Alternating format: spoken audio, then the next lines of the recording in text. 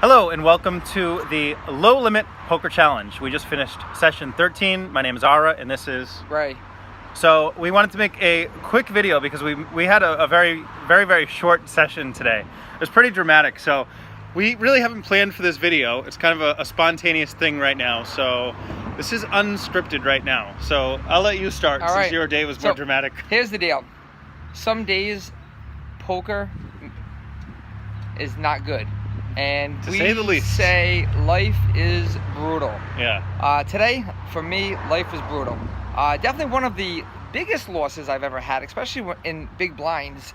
Money-wise, obviously, I played higher limits, and the money isn't as big. But the big blinds, absolutely. I was down 350 big blinds today. And we were trying to think of a situation where he was down more big blinds, and it definitely hasn't happened at 510. He's never been down $3,500 at 510 or 510 PLO.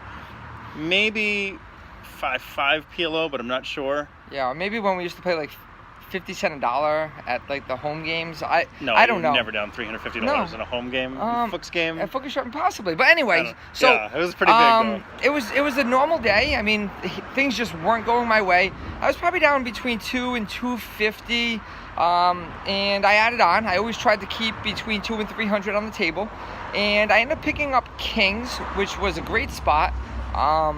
And I had re-raised a lot pre-flop, so when I raised with kings, I went to 17, and I think I got 3 callers, and they definitely put me on absolutely nothing. That was the 10-8 when the guy flopped top 2 on you? Flop came out like 10-8-4. Yeah, so bet, and the guy call. Yeah, long story short, I mean, and at no point did the guy ever raise me, so I had control of the hand.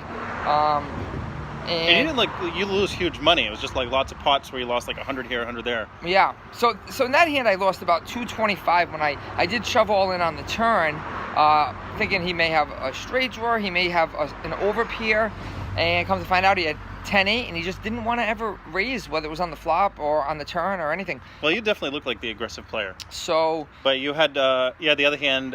This was one of the last hands. He had set of 6s on a Jack 6-2 board. After the very next hand after I lost with the pocket kings. Oh, that was the very next hand? Oh. Very next hand. I rebought for 200, which put me in for 700 for the day, which is miserable on a 1-2 game.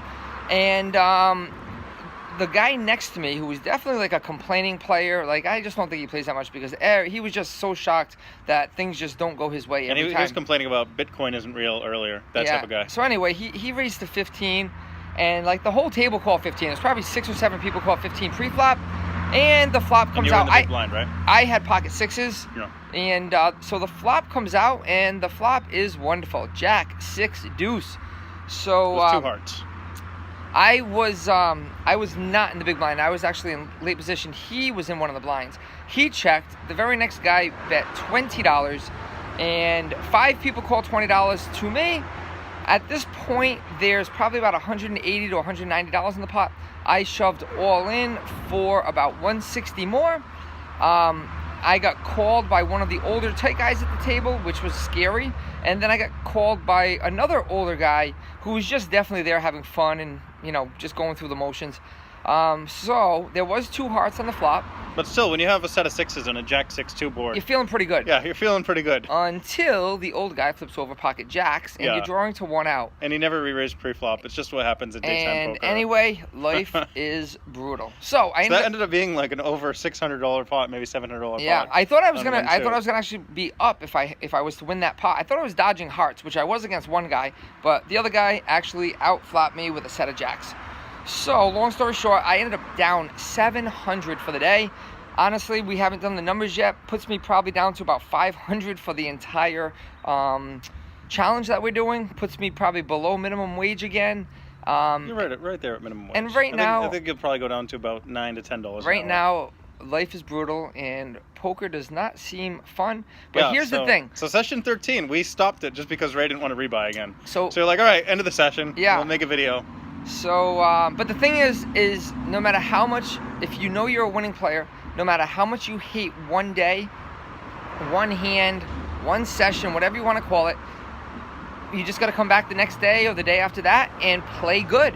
And it's going to take a little bit of time because even winning 350 big blinds does not happen often, but just going to have to slowly win it back.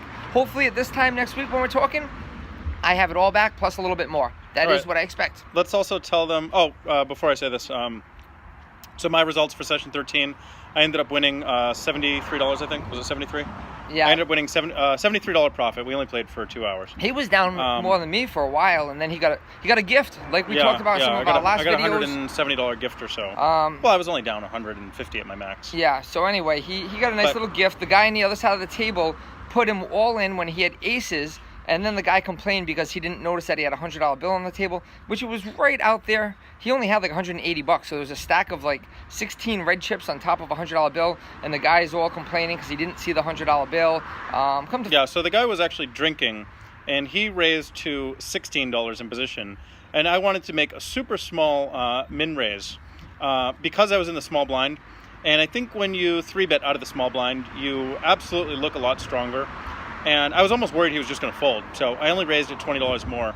And when he realized I re-raised, he was already drinking a couple of Bud Lights, and he instantly just went all in. And he said he didn't notice the $100 bill. He went all in for I don't think it effectively mattered. I think he assumed that he it had probably didn't matter. Complete garbage, because, again, we've been raising all day. Yeah, it was very, very visible. Nobody at the table, ever believes us when we raise. So when they do end up getting snapped off with when we do have aces or kings or something, they always have to make some kind of an excuse, and his was he didn't see the $100 bill. Yeah, it definitely sounded like an excuse because it was very, very visible. So we want to tell you about something we're going to be doing on around Monday the 16th. I don't have a calendar in front of me. And we're not exactly positive on what we're going to be doing, but we're going to be doing some kind of a extremely long session. Yeah, I think we want to label it the poker marathon. Yeah, we're thinking of either like a 2 or 3 day little marathon. Not sure if we'll be able to with our real life stuff in between, but we're either going to try to play like 40 hours in 3 days, or maybe, 25 to 30 hours in 2 days, or maybe one straight day of like 20 hours. And we're going to set our goal for winning. We're also going to set, we're going to be taking breaks in between. We really want to be able to sit there and play good for whatever amount of time it is that we decide to play for. Yeah, and the goal is to really hit our hourly averages for that one session. And here's the thing, right now we're averaging like 4 hours a session. Actually, yeah, your hourly average right now is not hard to hit. Yeah. So anyway, yeah, we're 20 hours, you only have to make $200. We're averaging like 4-hour sessions right now. So if we end up playing like one 20-hour session in one day, that's going to be a lot of concentrating. So over the next week or so, we're going to figure out exactly what it is we can do. Yeah, tell us what you guys think would be like pushing the boundaries a little bit. I don't think you've ever played a 24-hour session, right? And I've only done it once at the Rio in Vegas. I want to say maybe we played like 18 hours at Foxwoods maybe a few months ago. It was just a fun table, long day. We made a good comeback. But we don't want to make it so that we play so long that we get ourselves sick and we're not able to function in real life. So we're gonna try to. That's the challenge of it. We're gonna put it together and figure out what we can and what we can't do, and we're gonna do some kind of a marathon at some point next week. So definitely stay tuned. And so that's probably gonna be about session 16, give or take. Yeah. 16 or 17. Well, but yeah, we want to include one really long session. It's one, in one hand it's like to push ourselves, and another it's to like have like one session where we actually give ourselves a realistic chance to have like $1,000 day, to have that 4-digit winning day. And you never know, and sometimes you never know when the crazy person's going to sit down at the late night table, or when people are going to be drinking. So we definitely want to be like there for that person. Absolutely. For those people. So that's something we could look forward to, and we'd love your ideas. Excuse me. If we should play, a 24-hour straight session, or 40 hours in 3 days, or something like that. Or ideas to make it more or less challenging would be helpful too. So we were just brainstorming this today. So that's our new thing. So anything else? That's about it, guys. Hope if you're playing poker today, it works out better for you than it did for me. Yes. Like I said, I'm not happy with poker right now, but I'm definitely not discouraged. I'm going to be right back at it. Either tonight, maybe tomorrow. I'm not sure exactly when we'll get back, but within the next day or two, we will definitely be playing another session. Yeah, probably tomorrow. Yeah, we have time on Sundays. Yeah, probably tomorrow, play in the afternoon for a few hours or something. But how often do you come to work an hour early because you're like, I don't want to play poker anymore? Yeah, today was brutal. LIB, life is brutal. Yeah, which might be the T-shirt that the loser has to buy, LIB. Yeah. So we need ideas for that too, you guys. Have a good one. Talk to you later. All right, take care, guys. Bye.